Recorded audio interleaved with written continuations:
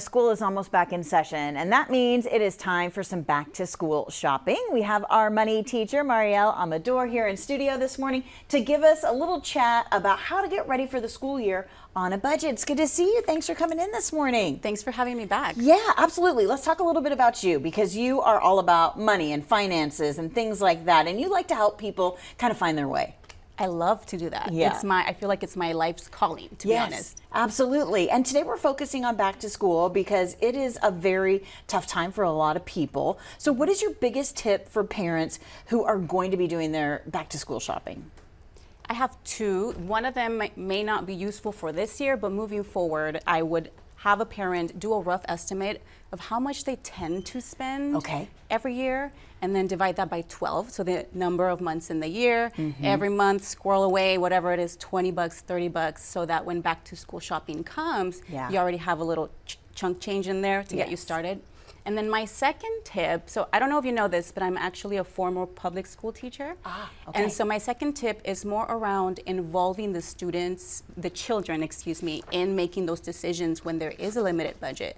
So whether that be setting a budget for the child, maybe you give them cash, maybe they have their own debit card. Depending on their age, give them a list of things that they need to grab. And then of course the guidance will vary depending on the child's age, but it's important to get the kids shifting the mind from, oh, well, we don't have money, to what can I prioritize? How can I make this work? Yes, absolutely. I love that. I'm old school. Like, I'm a big fan of, the file folder system where you squirrel away a little bit of money for the things that you want. And so if you're struggling this year, plan ahead for next year, and also start thinking about tax-free weekend. We were talking about that in the break. It's coming up August 8th.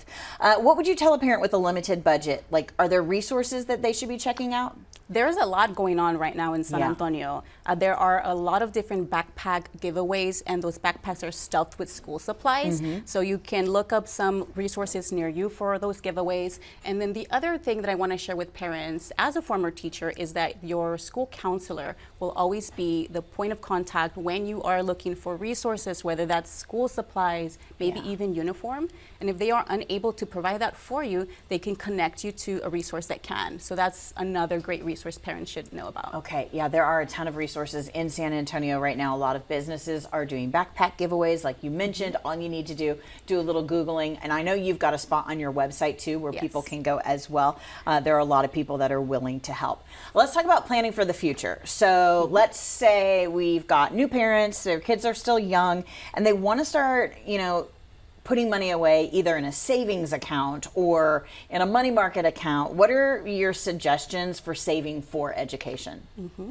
There's a couple of different ways to go about it. I would like for parents to know that there is an account that is specifically for a child's post-high school education, and it's called a 529 plan. And so it's similar to a retirement account in the sense that your money is invested in that account.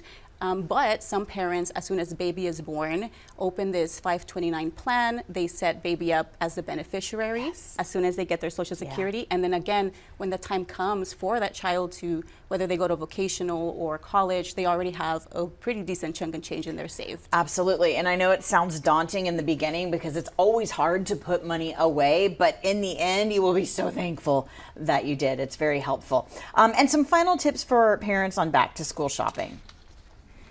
I would say, I know that it feels like we have to have every single thing right there in that moment. The backpack has to be full, the closet has to be stuffed, but just know that you can buy things as you need them, especially the first week of school. The kids are really more learning routines.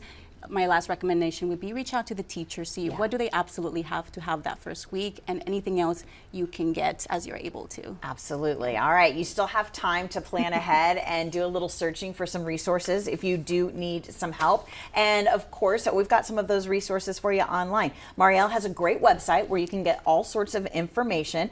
You can check out her website for a list of school supply drives happening near you. Go to moneyformujeres.com/backpack and you'll see those resources there. She is Money for Mujeres. You can send her an email. Check her out online at moneyformujeres.com and of course on social media as well.